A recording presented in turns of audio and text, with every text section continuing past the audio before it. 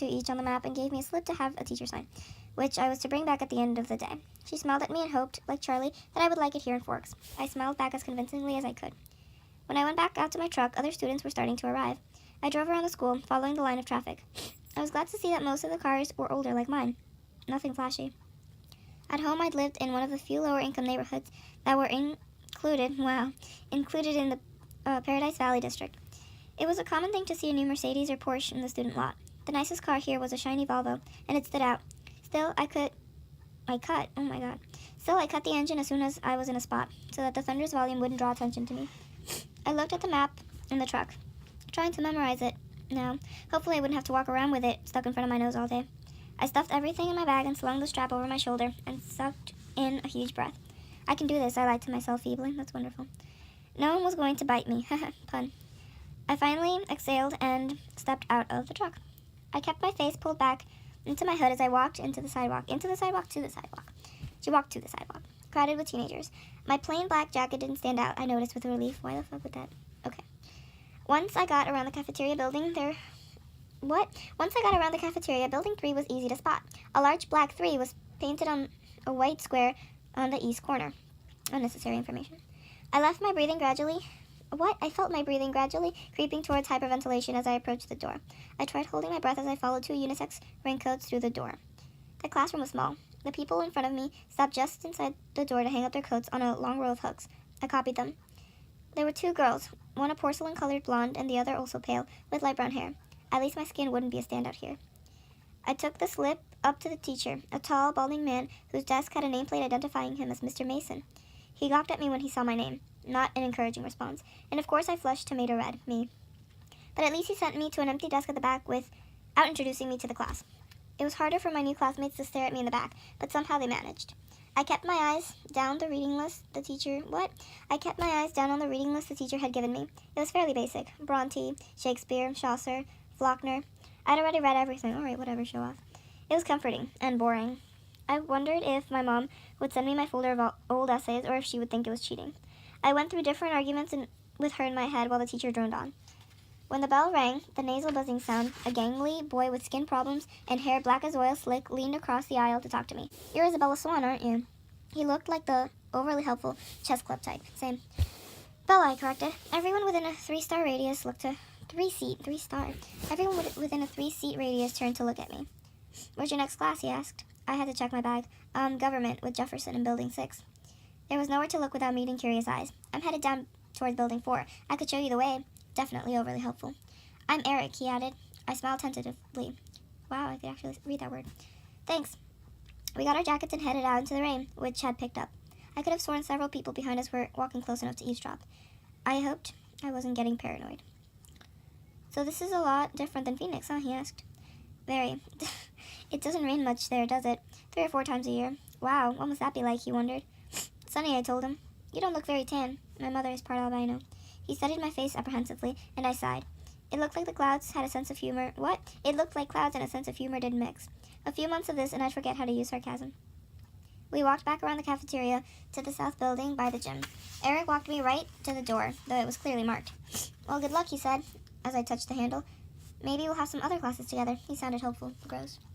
I smiled at him vaguely and went inside. The rest of the morning passed in about the same fashion.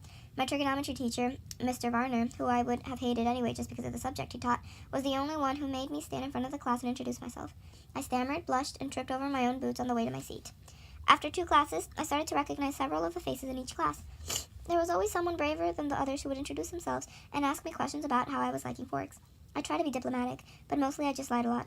At least I never needed the map. One girl sat next to me in both Trig and Spanish, and she walked with me to the cafeteria for lunch. Oh, I like the fact that Bella speaks Spanish. She was tiny, several inches shorter than my 5 feet 4 inches, but her wildly curly dark hair made up a lot of the difference between our heights. What the fuck? I couldn't remember her name, so I smiled and nodded as she prattled about teachers and classes. I didn't try to keep up. We sat at the end of a full table with several of her friends who she introduced to me. I forgot all their names as soon as she spoke them. They seemed impressed by her bravery to speak to me. The boy from English, Eric, waved at me from across the room. It was there, sitting in the lunchroom, trying to make conversation with several curious strangers that I first saw them. They were sitting in the corner of the cafeteria, as far away from where I sat as possible in the long room. There were 5 of them. They weren't talking and they weren't eating, though they each had a tray of untouched food in front of them. They weren't gawking at me, unlike most of the other students, so it was safe to stare at them without fear of meeting an excessively interested pair of eyes. But it was none of these things that caught and held my attention. They didn't look anything alike. Of the three boys, one was big, muscled, like a serious weightlifter, with dark curly hair. Another was taller, leaner, but still muscular, and honey blonde. The last was lanky, less bulky, and untidy bronze-colored hair. He was more boyish than the others, who looked like they could be in college, or even teachers here rather than students. The girls were opposites. The tall one was statuesque. She had a beautiful figure, the kind you saw on the cover of a Sports Illustrated swimsuit issue, the kind that made every girl around her take a hit on her self-esteem just by being in the same room. Her hair was golden, gently waving to the middle of her back. The short girl was pixie-like, thin in the extreme, with small small features. Her hair was a deep black, cropped short, and pointing in every direction. And yet they were all exactly alike. Every one of them was chalky pale, the palest of all the students living in this sunless town. Paler than me, the albino.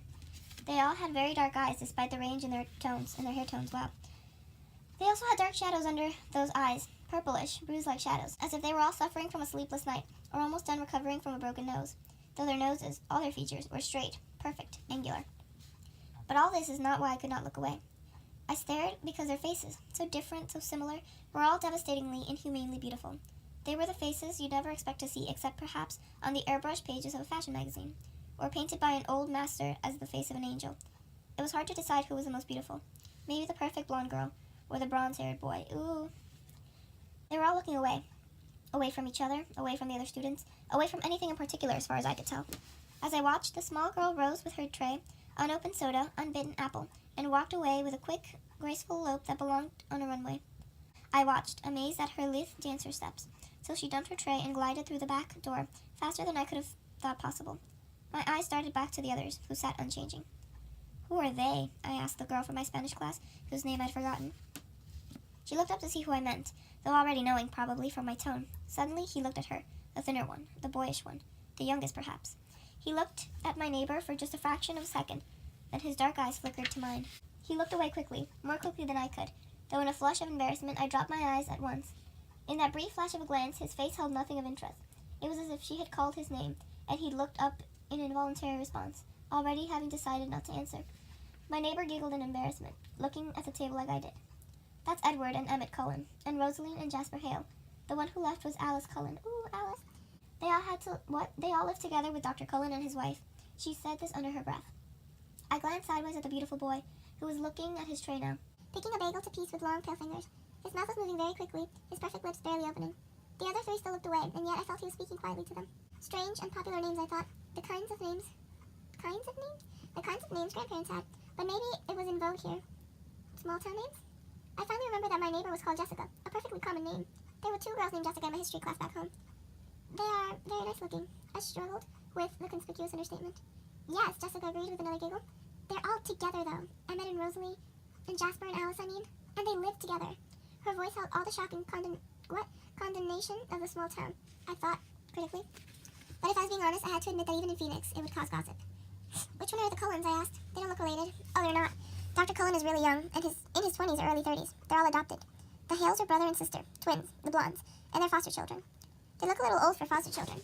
"They are now. Jasper and Rosalie are both 18, but they've been with Mrs. Cullen since they were 8. She's their aunt or something like that." "That's really nice of them to take care of those kids like that." "That's really nice of them to take care of all those kids like that when they're so young and everything." "I guess so," Jessica admitted reluctantly, and I got the impression that she didn't like the doctor and his wife for some reason. With the glances she was throwing at their adopted children, I would presume the reason was jealousy. "I think that Mrs. Cullen can't have any kids, though," she added, as if that lessened their kindness. Throughout all this conversation, my eyes flickered again and again to the table with a strange family. They continued to look at the walls and not eat.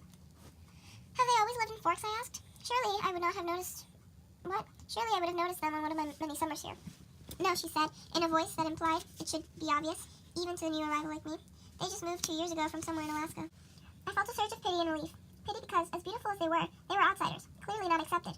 Relief that I wasn't the only newcomer here, and certainly not the most interesting by any standard. As I examined them, the youngest, one of the Cullens, looked up and met my gaze, this time with evident curiosity in his expression. As I looked swiftly away, it screamed to me, "What?" As I looked swiftly away, it seemed to me that his glance held some kind of unmet expectation. "Which one is the boy with the reddish-brown hair?" I asked. I peeked at him from the corner of my eye, and he was still staring at me, but not gawking like all the other students had today. He had a slightly frustrated expression. I looked down again. "That's Edward. He's gorgeous, of course. But don't waste your time. He doesn't date. Apparently none of the girls here are good-looking enough for him." She sniffed, a clear case of sour grapes. I wonder when he'd turn her down. I bit my lip to hide my smile. Then I glanced at him again. His face was turned away, but I thought his cheeks appeared lifted, as if he were smiling too. After a few more minutes, the four of them left the table together. They were all noticeably graceful, even the big, brawny one. It was unsettling to watch. The one named Edward didn't look at me again. I sat at the table with Jessica and her friends longer than I would have if I'd been sitting alone. I was anxious not to be late for class on my first day. One of my new acquaintances, who considerately reminded me that her name was Angela, had biology 2 with me the next hour. We walked to class together in silence. She was shy too.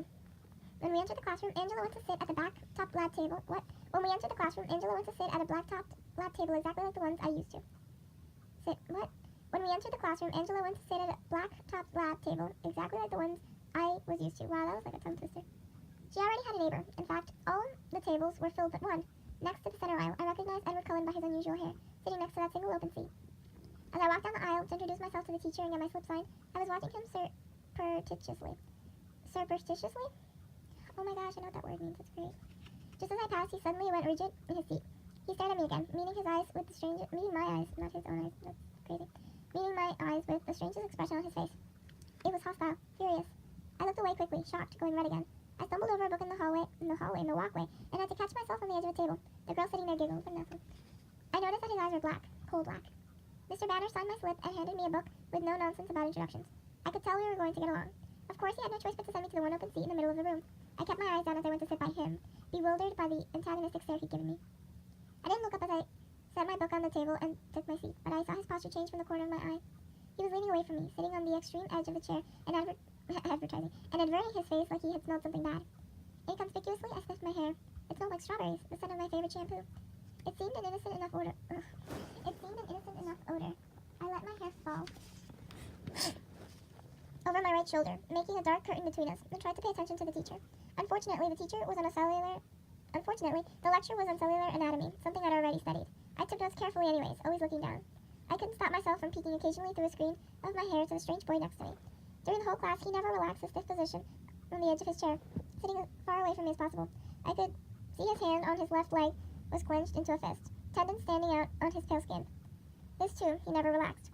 He had the long sleeves of his white shirt pushed up to his elbows, and his forearm was surprisingly hard and muscular beneath his light skin. He wasn't nearly as slight as he'd looked next to his burly brother. The class seemed to drag on longer than the others. Was it because the day was finally coming to a close, or because I was waiting for his tight fist to loosen? It never did. He continued to sit so still it looked like he wasn't breathing. What was wrong with him? Was this his normal behavior? I questioned my judgment on Jessica's bitterness at lunch today. Maybe she was not as resentful as I thought. It couldn't have anything to do with me. He didn't know me from Eve. I peeked up at him one more time and regretted it. He was glaring down at me again, his black eyes full of revolution. What? Revolution. As I flinched away from him, shrinking against my chair, the phrase, "if looks could kill," suddenly ran through my mind. Revolution. At that moment, the bell rang loudly, making me jump, and Edward Cullen was out of his seat. Fluidly, he rose. He was much taller than I thought. His back to me, and he was at the door before anyone was out of their seat.